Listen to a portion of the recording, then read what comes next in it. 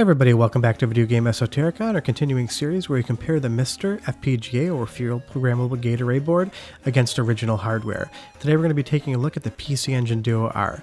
Now I'm just going to be discussing HuCard games, not the CDs on this episode because one, I don't want to make this episode half an hour long, but two, the way you handle the different files is different enough that I want to give you guys a tutorial. That way you can be able to better understand how they both function when you're trying to play them. Before I get too far involved, you can do me a huge favor, go down below, hit like, subscribe, ring that notification bell, definitely helps us out.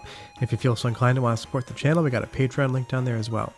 But I love my PC Engine Duo R because it plays every HuCard game that you could possibly throw at it, and it also has the PC Engine CD with a built-in Super CD-ROM 3.0 system card. So other than the arcade ROM games for CD, this plays 99% of the entire library of PC Engine games. Now, I don't have this thing RGB modded, so at least in the video quality comparison, the MiSTer is definitely going to win. But the great thing about the MiSTer is that it can run both the HuCards as well as the CD games, so the MiSTer basically functions as a Duo R, and of course it has all those other cores as well. And the nice thing about the MiSTer in this example is that I have something like 30 plus consoles, and I always have a list of things that I'm meaning to mod on them, and I have just not gotten around to ever modding my PC Engine. I play it on a PVM, and with composite video, it doesn't look that bad. But HDMI is definitely going to be better if you're playing on an LCD. And the great thing about the MiSTer is the PC Engine only has one controller port, and you need a multi-tap for two-player games. With the USB hub, you're not going to be dealing with that at all on the MiSTer. And I will say it's not the core's fault whatsoever, but again, like the other videos, the PC Engine has two buttons and they're straight in a line, where my Switch Pro controller does not have the buttons in the same configuration. So of course I prefer the original controller, but I will be doing a video in the future talking about how to make the controls feel the best. But going over to the MiSTer screen right here, we just go into consoles and we'll go ahead and open up the TurboGrafx 16 core. It's the same core for PC Engine. You'll see we can load TurboGrafx games, we can load SuperGrafx games, which is a nice bonus, and we can do the CD games as well. And as I mentioned earlier, I will do a second episode on CD games and I want to compare them slightly differently. But the first thing we want to do is we want to define the buttons. Every time you go into a core with a new controller, you want to define the buttons. That way you know everything is set up correctly. So when you run the game, the buttons are going to be where you expect them. And I have shown different video settings in previous videos. With the TurboGrafx 16 or PC Engine core, I recommend you leave everything exactly how it's set up. Unless you want scanline filters or something like that, natively the settings are perfect. And taking a look at Bomberman 94, which is one of my favorite games on the PC Engine, the MiSTer looks and sounds incredible. Having that pure digital HDMI out or using the audio in the VGA port to get RGB, it looks outstanding. And if we take a look at my PC Engine, the color is a little bit muted because we are on composite video, and there is a lot of audio hum in PC Engine Duo Rs.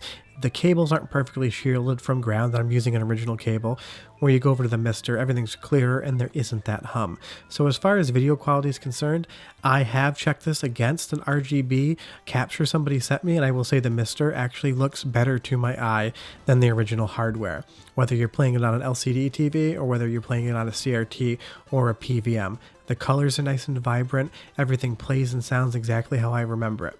You'll see here, going over to the PC Engine version, everything is washed out. So it looks better on a CRT versus through my FrameMeister, but the MiSTer definitely wins as far as video quality is concerned. Audio quality as well. Now, like I said, the controls not exactly to my liking, but you'll see here is a direct comparison. Everything lines up frame by frame. The core is frame accurate, but it just looks and sounds better.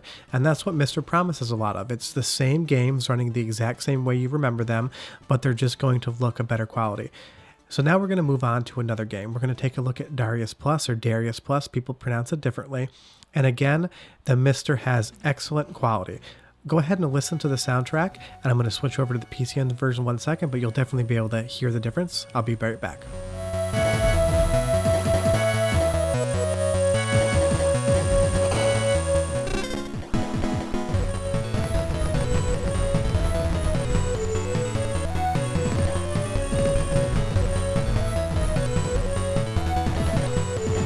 And I'm sure you could hear that very easily. Like I said, the PC Engine Duo R does have some ground shielding issues as far as the video and audio outputs are concerned. And if I modified the system, they wouldn't be as bad, but the MiSTer allows me to play the games in perfect sound and audio quality without any issues. And if you suck at the game, there is the cheats engine. Now I'm invulnerable, and that's definitely something that the PC Engine doesn't have. I don't cheat very often, but for the video I wanted to show it off, but that is a little extra added bonus. But the big takeaway so far is that the MiSTer video quality and audio quality are pristine. I absolutely love them. And moving on to Twin Bee here, another game that I played a ton of. The colors are vibrant, everything's how I remember it, the sound is amazing. I have zero complaints about the MiSTer and what it's doing. This is quickly becoming one of my favorite cores, maybe even more so than the Neo Geo core, at least for HuCard games. CD games, it's a slightly different story, and we'll get to that in a few weeks. But if you look at these side by side, each frame matches up. I started it on the first frame, and there is no desync between the two images. So every game that I have tested so far, I cannot find a single situation where it isn't frame accurate as far as the emulation that's going on is concerned. And now again, here we have the MiSTer version. The greens are green, everything is colorful, everything looks exactly how I remember it looking. And if we go over to the PC Engine version, it's the same, it plays the same, it just doesn't look as good. And that's just to say, if you modded it, you could probably get away with using a PC Engine Duo R. I still need to mod mine, and it's something I'm going to do in a video coming up, but for the time being, the MiSTer just wins out. And even with that RGB modification, that pure HDMI digital signal is probably still going to win, and it's going to be a lot easier than doing mod and solder work on your console and having to go over. But just enjoy the sound for a second because it is outstanding. Enjoy the quality and see how good of a job the MiSTer really does do.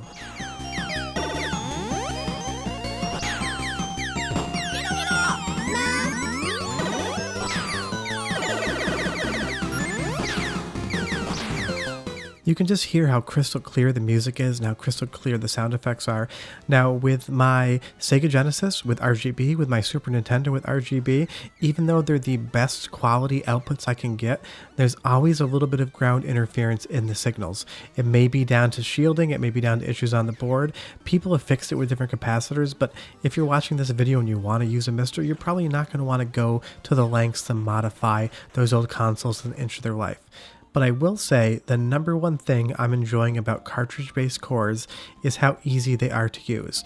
Now, I did 6 different games for this comparison, and I own an original copy of PC Engine 2 for the PC Engine. We're playing it on MiSTer right now, but what I couldn't do is get my damn copy for the PC Engine to actually work. It kept freezing in the first area. I cleaned it with isopropyl alcohol. I used a fiber optic pen to try to scrape the contacts back. I'm sure it still works, but I wasn't going to fight with it for an hour. And if you're a game collector and you deal with old cartridge games, you know they love having contact issues. And that's what the MiSTer doesn't have. You're not going to have to clean a cartridge. There's freeze 1. You're not going to have isopropyl rubbing alcohol around to try to clean them off.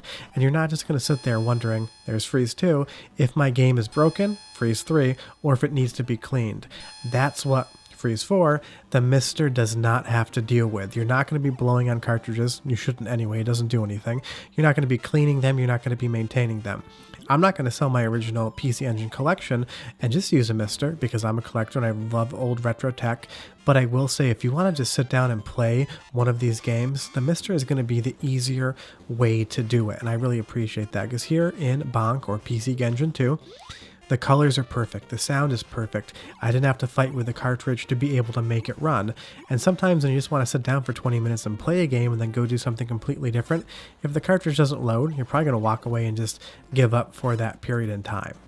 So the MiSTer definitely gets high marks for cartridge-based emulation because normally all my games run, sometimes in this instance it didn't.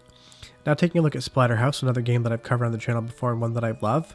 In this instance, I kind of like, at least on the right for right now, the PC Engine composite video signal. It looks a little bit grungier on that house, which is kind of how I remember the game looking. But moving over here to the MiSTer, it sounds perfect, it looks perfect, everything is great. And when we move over to the actual original PC Engine hardware, you're going to notice that the colors are a little washed out. Now I think that works better in a situation where you have a horror game because these colors are muted in general. And again, like I said, I play my PC Engine on a PVM. but it's definitely a big setup. I have to hook the console into the TV.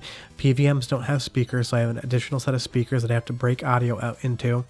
So the MiSTer is just going to be the easier plug and play situation when you deal with it. And even moving on to this next area, just watch it for a second, listen to it, and you'll see the big difference.